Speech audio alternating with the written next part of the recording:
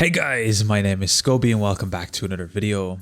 In today's video we're going to be doing an unboxing and first look at the Aver Media Live Gamer 4K. This is a cool internal capture card that I just picked up, and today we're going to be doing a quick unboxing and first look at this. Let's jump right into this.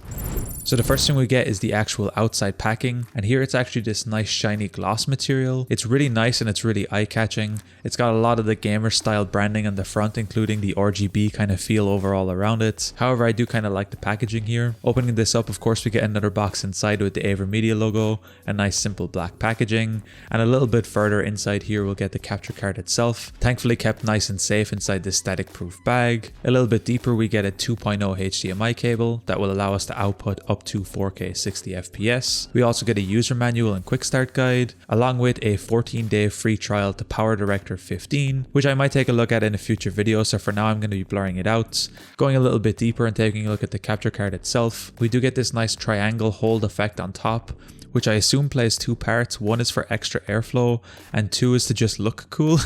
Overall, I think the design is pretty aesthetically pleasing. On the front we do have lights, which I'll show a little bit later when it's actually installed in the system, and overall it's a very minimal small capture card. Now in terms of material, it's a really slim metal, however feels really premium to hold, and for the most part you're never going to be holding this again once it's installed in your system unless you're moving it to another system, so that's not too much of an issue. However, it does feel like it will last and it doesn't feel cheap. On the port and I/O side, we actually only get two ports, which is all we really need, a HDMI in and a HDMI out.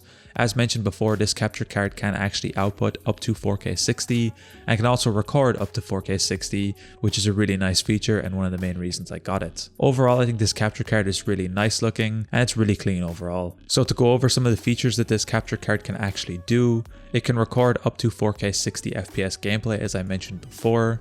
It can also record 1080p up to 240 frames, which is a really nice feature and I think it's really cool if you want the expandability for later. A lot of other capture cards don't do this high refresh rate content. And it can also do H.265 compression, which is another nice to have here as well.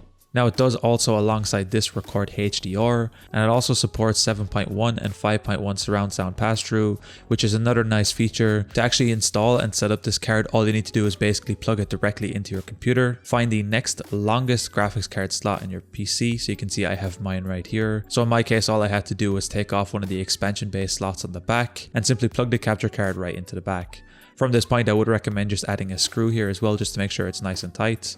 In most cases, it would probably be okay without one because it's so light and small, but it's still always better to screw this in. Then turning it on for the first time, we can see the different lighting modes and the lighting on the side of the capture card, and it actually looks kind of nice. The lighting modes and the lighting effects are very limited. However, it's still nice that we have this, and I think it goes really nicely inside my build alongside my 3700X and my Radeon graphics card. So overall, I'm happy that it has this, and you can still turn it off if you don't like it, so it's a win-win in both ways. Once you actually have it installed in your system, setting it up from this point is also really easy. We just need to go to the Aver Media website. Again, I'll leave links in the description down below, and you need to install the drivers for this product. So all you need to do is download them, install them, and then restart, and then you can actually use and set this up. Now I also set up and installed the Aver Media capture software that's included here. It's pretty easy to use and we do get a lot of features and options. And of course you can also bring this over to OBS if you'd prefer to record over there. That's no issues either. So this capture card is really jam-packed and it doesn't ask too much for the price. Right now in Belgium you can pick this up for €230, and considering all the features that you get with this capture card, it really is one of the highest end capture cards you can get at the moment,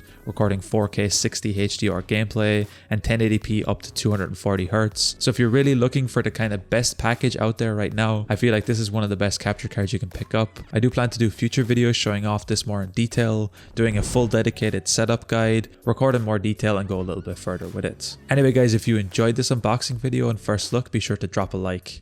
Subscribe if you're new, check out the other videos on the channel. I'm going to be leaving a link down below to my PayPal if you found these videos helpful and you want to support me.